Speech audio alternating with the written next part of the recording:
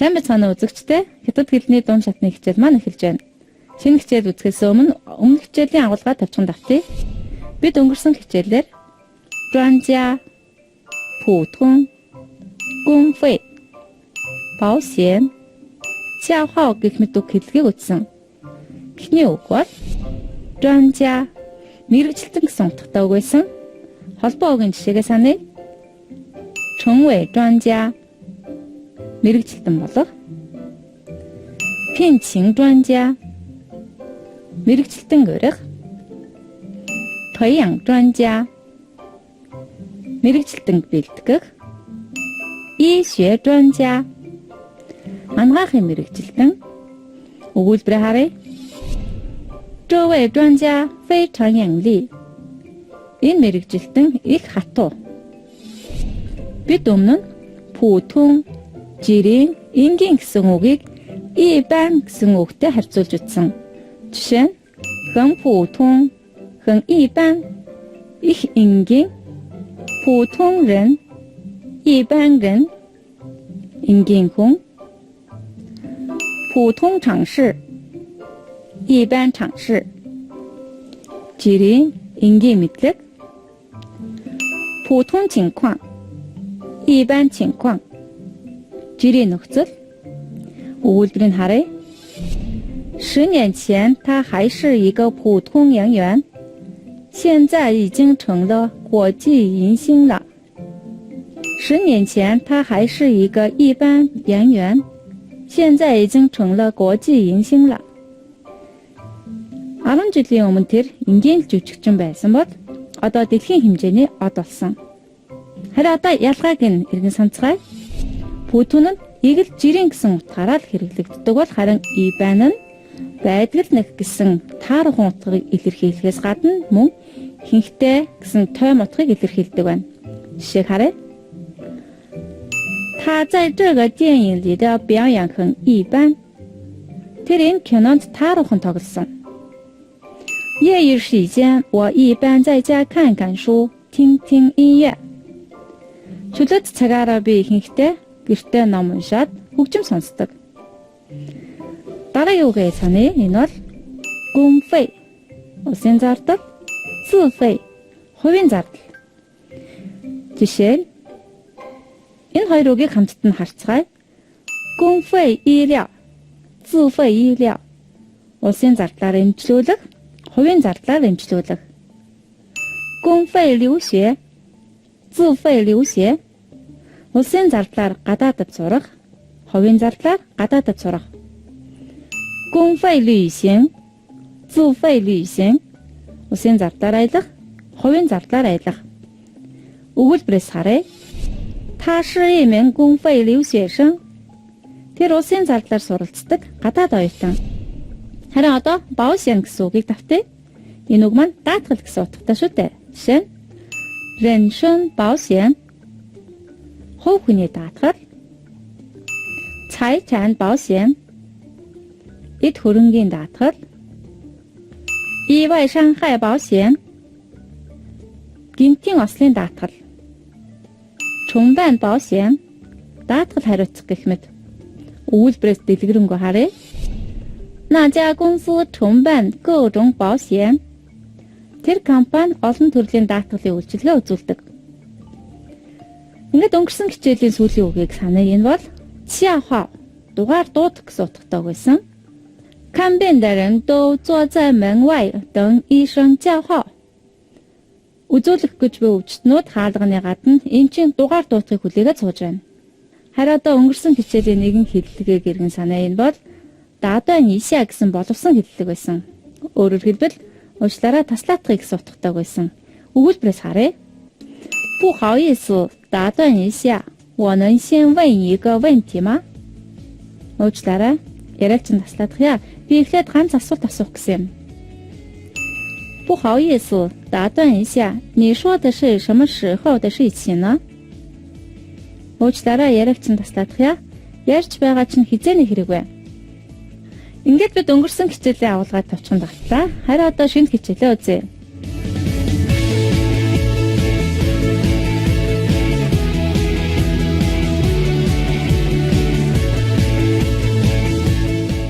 бид үлд хэмээх арьсны өвчин мэднэ.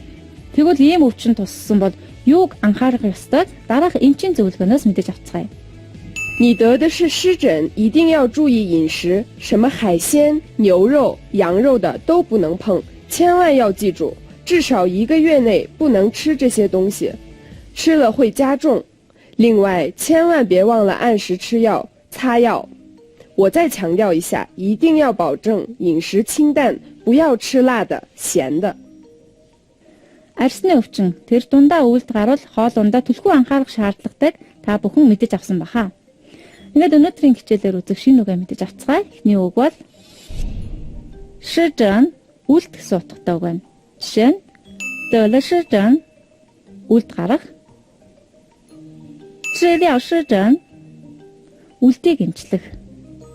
Өгүүлбэрээс харъя. 这个自然方法对减少各种皮疹和湿疹也很有效.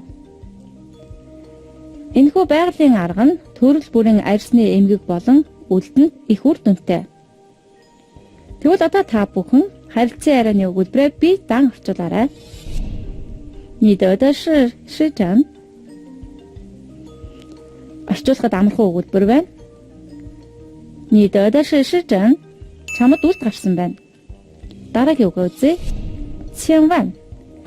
Хэрхэвч, эрхвиш гэсэн утгатай дайвар үг байна. Холбоо үгийн жишээн дээр харъя. 千万注意. Эрхвиш анхаарах. 千万小心. Эрхвиш болгоомжлох. 千万别忘了. Хэрхэвч битгий мартаарай. Өгүүлбэрээс хэрхэн орсныг харъя. 这件事你千万得记着. Энэ хэргийг чи эрхвиш санаж аваарай. Та бүхэнд энэ үг ийдэн гэдэг үгтэй ижил үүрэгтэй мэт санагдаж байгаа. 你千万一定别忘了给他回个电话. Чи түүн рүү эргүүлж залрахаар хэрхэвч битгий мартаарай. Одоо ялгаатай тал нь гэвэл чеван нь зөвхөн бусдад хандаж захираг, анхааруулах, сануулгах хөнгө аясаар хэлэгддэг бол харин ийдэн нь тиймэрхүү зааг байдаггүй хана. Дараах өгүүлбэрээс дэлгэрэнгүй харъя. 你的生日晚会我一定参加. Чиний төрсөн өдөрт би заавал очно. Тэгвэл одоо та бүхэн харилцан ярианы дараах өгүүлбэрийг бие даан орчуулаарай. 千万别忘了按时吃药、擦药. Орчуулснаа харьцуулъя. 千万别忘了按时吃药、擦药. Цагтаа эмээ ууж түрхэхээ хэрхэвч битгий мартаарай.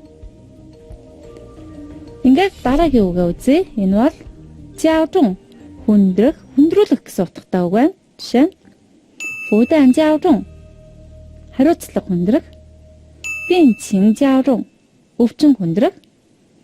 Жаожун ючи, дууны өнгө хүндрүүлэх. Жишээ нь 听到不好的消息，奶奶的病情一下子就加重了. Муу мэдээ сонсоод эмээгийн өвчин шууд хүндэрчихсэн. Хэрэв та бүхэн жаажун гэсэн үгийг тогтоож авсан бол дараах өгүүлбэрийг бие даан орчуулах гэдэг үстэй.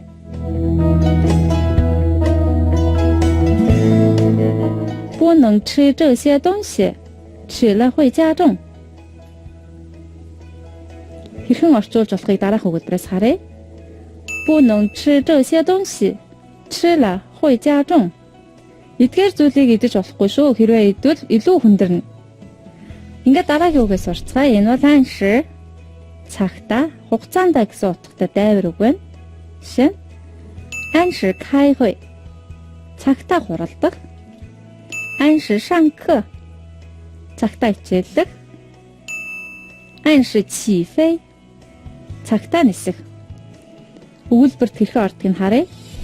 他每月按时去工厂领取退休金. Тэр сар бүр цагтаа үйлдвэр рүү очиж тэтгэврээ авдаг.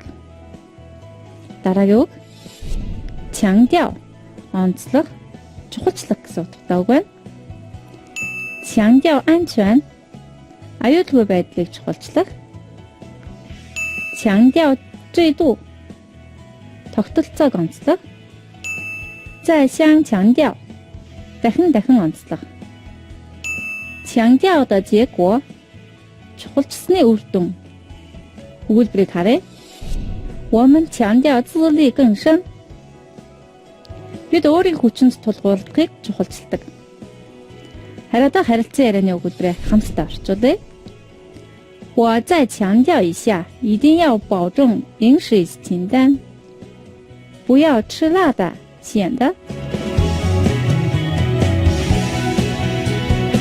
Би дахин сануулъя. Хоол ундны хөнгөн байдлыг заавал хадгалаарай. Халуун ногоотой шорог зүйл хэрэггүй.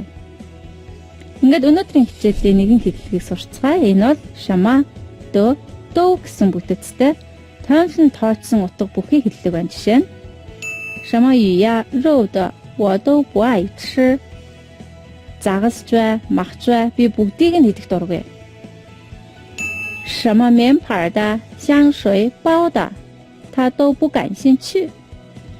Ямар л сор болсон үнэртэй ус цүнх зэрэгт тэр огт сонирхолгүй. Тэгвэл харилцан ярианы дараах өгүүлбэрийг юу гэж орчуулах вэ? 什么海鲜、牛肉、羊肉的都不能碰. Орчуулсан харъя. 什么海鲜、牛肉、羊肉的都不能碰. Ямар далайн гаралтай бүтээгдэхүүн, кремах, хоньны мах гэх мэттэй ойр байж болохгүй. Ингээд өнөөдрийнхээ хичээлээр сурах ёстой шинэ үг хэллэг бүтцээ мэдэж авлаа. Одоо харилцан яриагаа дахин нэг үзье.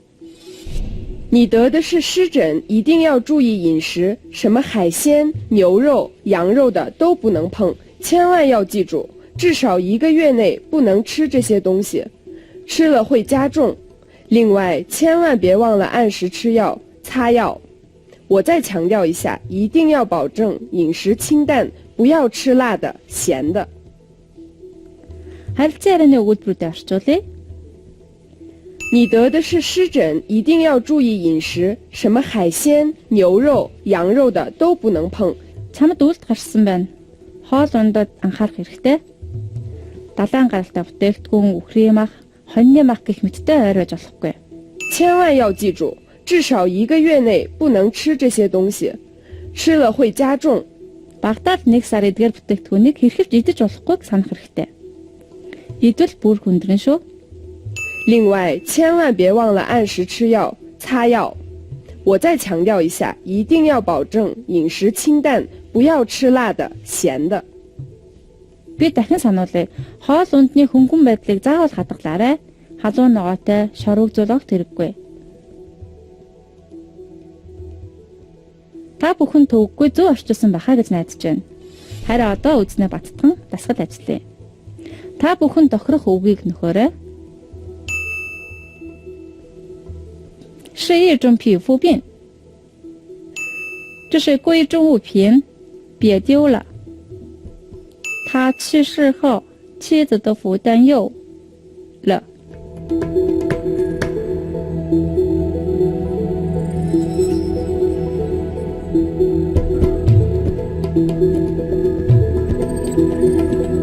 Нөгсөн үгээ тулгаад өгүүлбэр орчуулъя.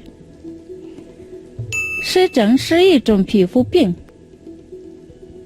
Үлд бол арсны нэг төрлийн эмгэг. 这是贵重物品，千万别丢了. Энэ бол үнэтэй эдлэл тул гэж хэрхэж болохгүй шүү. 他去世后，妻子的负担又加重了. Түүнийг өнгөрсний дараа эхнэрийнх нь үүрэг хариуцлага бүр хүндэрсэн.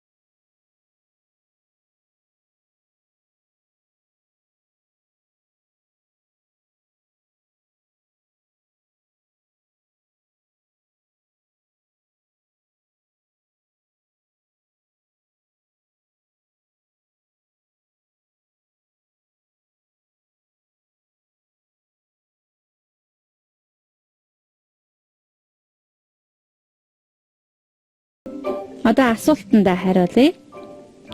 中国人以前过节日的时候一般吃什么? Хятадууд өмнө нь баярын үеэр ихэнхдээ юу иддэг байсан бэ? За асуултанд 以前什么饺子、月饼、元宵的，只有过年过节才能吃上的东西. Банш, Евэн, үлзэт баярын амттан зэргийг хаврын баяраар юм уу эсвэл бусад баяраар иддэг байсан гэсэн өгүүлбэр тохирч байна. Харин 买车以后人们的生活发生了什么变化? Машин авснаас хойш амьдралд нь ямар өөрчлөлт орсон бэ гэсэн асуултанд 走到哪儿汽车开到哪儿 хаашаа л явна машинаа унаж явдаг болсон гэсэн өгүүлбэр хариулагдаж байна. Ингээд бичвэрээ орчуулъя. 随着经济的发展，中国人的生活水平速成提高。以前什么饺子、月饼、元宵的，只有过年过节才能吃上的东西。现在平常的日子都可以随便吃了。很多人还买上了汽车，走到哪儿汽车开到哪儿。没买汽车的也是出来近处打的，连一步路都不想多走。Эдийн засгийн хөгжлийг дагаад хятадуудын амьдралын түвшин хурдцтай дэвшилсэн. Өмнө нь банш, евэн, үлзэт баярын амттан зэргийг хаврын баярын үеэр юм уу эсвэл бусад баяраар иддэг байсан бол одоо өдөр тутамдаа туртай цагтаа иддэг болжээ. Олон хүн машинтай болж хаашаа л явна, машинаа унаж явах болсон байна. Машингүй нь орж гарах болгондоо хөлсний тэрэг суун ганц ч алхах дургүй болжээ. Ингээд манай өнөөдрийн хичээл үгээр өндөрлөж байна. Бид өнөөдрийнхээ хичээлээр 施整, 加重, 安时, 强调гэх мэт үг хэлхийг үтсэн. Тэгвэл дараагийн хичээлээр 反言, 真实, 烦恼, 理解гэх мэт үг хэлхийг үтсэх болно. Дараагийн хичээл хүртэл түр баяртай үзэгчтэй. Зэжэн.